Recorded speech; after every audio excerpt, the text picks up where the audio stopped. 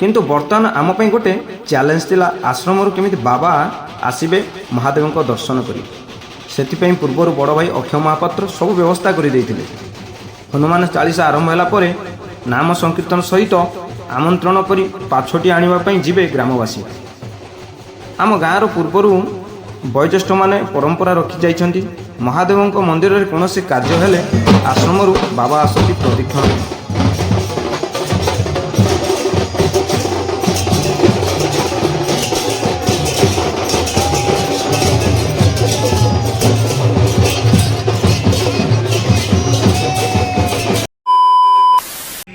हर हर महादेव जय बाबा सिद्धेश्वर।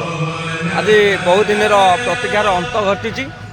आज से ही दिन उपनीत आज बाबा विवाह उत्सव शीतल षष्ठी आसेपटे भी चलला भितर साजसजा चली आमर जेहेतु आज हम हनुमान चालीसा सेपटे प्रस्तुति चली एवं कलश बुड़ा जी खराड़ प्रसाद सेवन व्यवस्था करापटे सेपटे जाऊँगी देखदेवी आसेपटे कौन सब व्यवस्था है देखा बैक कैमरा चलन जा देखा सब कौन चली।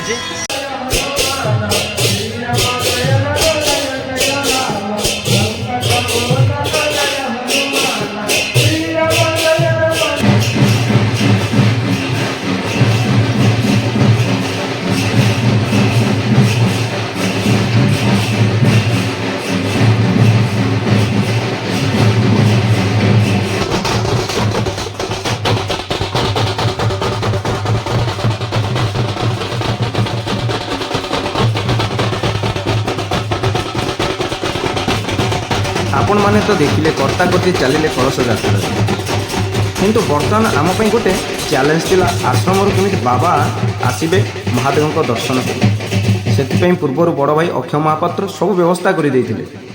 हनुमान चालीसा आरंभ होला परे नाम संकीर्तन सहित आमंत्रण करी पाछोटी आनिबा पई जिबे ग्रामवासी। आम गाँर पूर्वर बयोज्येष्ठ माने परंपरा रखी जाइछन्ति, महादेवଙ୍କ मंदिर में कौन कार्य हेले आश्रमरू बाबा आसती प्रदक्षिण पर। तेणु आम ए बाहरबू बर्तमान दायित्व थिबा बाबा हेमंत दास को बाण रोषणी नाम संकीर्तन रे पाछोटी आनिबा पई।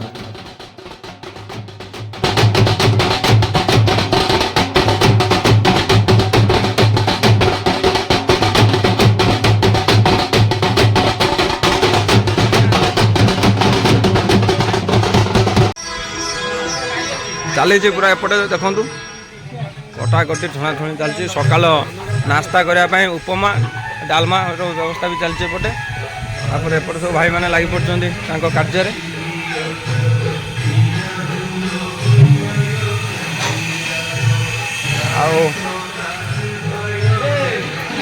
आंकु तो चिन्ही थे ये हूँ बेना माँ गहमी कौन माँ गहमी कुक सेंटर जोगाजोग करें। माँ गहमी कुक सेंटर प्रोप्राइटर वेणुधर पंडा आउ देखु लेखार जोगाजोग करें यही नंबर रे देखा जोगाजोग करें यही नंबर रे।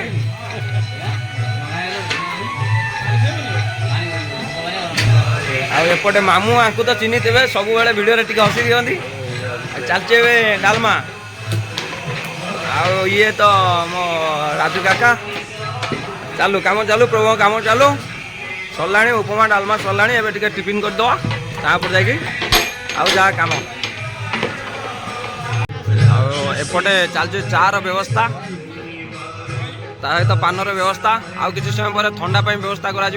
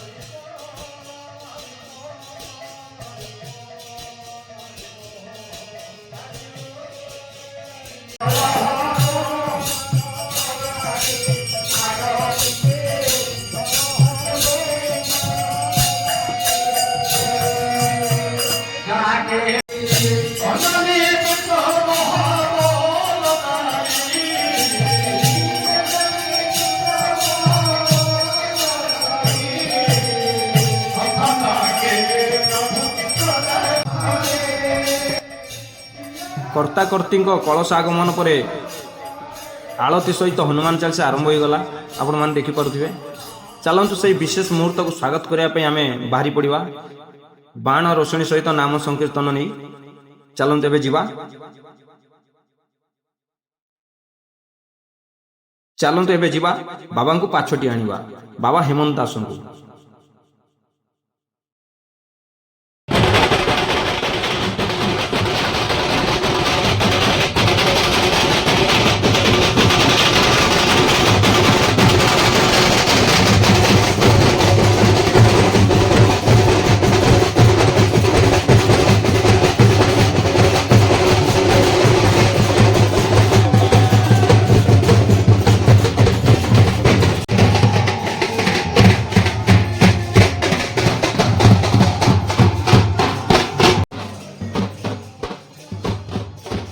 ବାବାଙ୍କୁ ପାଛୋଟି ନେବା ପାଇଁ ପୂର୍ବରୁ ମା ମାନେ ପ୍ରସ୍ତୁତ ହୋଇଥିଲେ।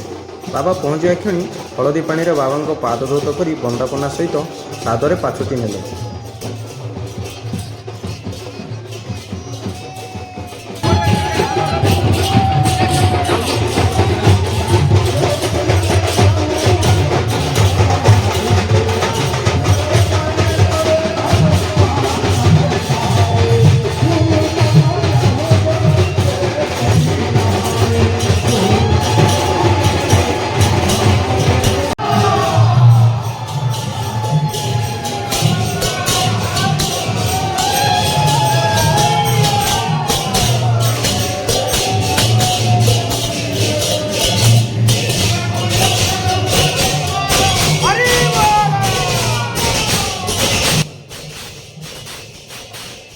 ପ୍ରଥମେ ବାବା ଆମ ଗାଁର ମୌଡ଼ମଣି ମୋ ମହାଦେବ ବାବା ସିଦ୍ଧେଶ୍ୱରଙ୍କୁ ଦର୍ଶନ କଲା ପରେ ଗୁରୁ ବନ୍ଦନା କରିବା ପାଇଁ ଅଗ୍ରସର ହେଲେ।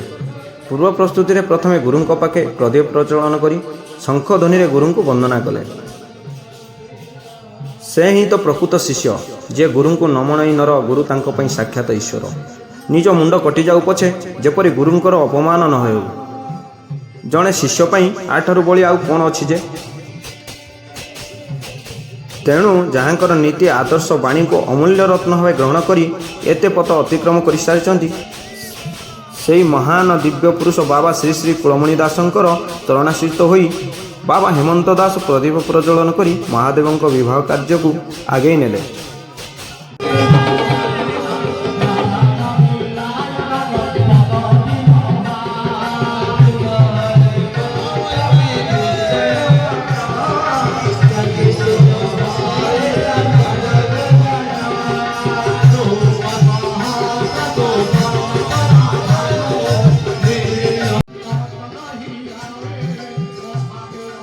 ଚାଲନ୍ତୁ ଏବେ ଆଗକୁ ବଢ଼ିବା ହନୁମାନ ଚାଳିଶା ସହିତ ଆଉ କ'ଣ ସବୁ ବ୍ୟବସ୍ଥା ହୋଇଛି ମୋ ମହାଦେବ ମାତା ପାର୍ବତୀଙ୍କ ଦିବ୍ୟ ଲୀଳାର ଭବ୍ୟ ଆଡ଼ମ୍ବରରେ।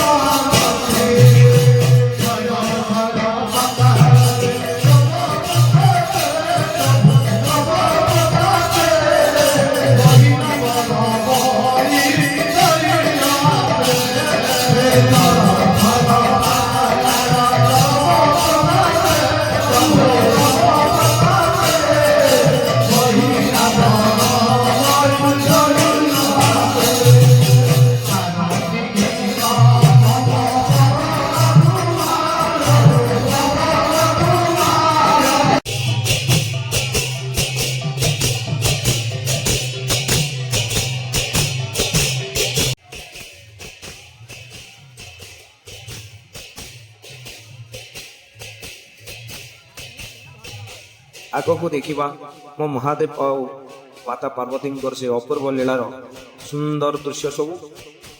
ଆଜିର ଭିଡ଼ିଓଟି କେମିତି ଲାଗିଲା ନିଶ୍ଚିନ୍ତ ଭାବରେ ମତାମତ ଦେବା ସହିତ ଭିଡ଼ିଓ ପସନ୍ଦ ଆସୁଥିଲେ ନିଶ୍ଚିନ୍ତ ଭାବରେ ଗୋଟେ ଲାଇକ୍ କରିବେ, ତା ସହିତ ମତାମତ ଦେବା ପାଇଁ ଭୁଲିବେ ନାହିଁ ଏବଂ ମୋ ଚ୍ୟାନେଲକୁ ଯଦି ସବସ୍କ୍ରାଇବ୍ ନ କରିଥିବେ ନିଶ୍ଚିନ୍ତ ଭାବରେ କରିଦେବେ। ରହୁଛି। ମହାଦେବ।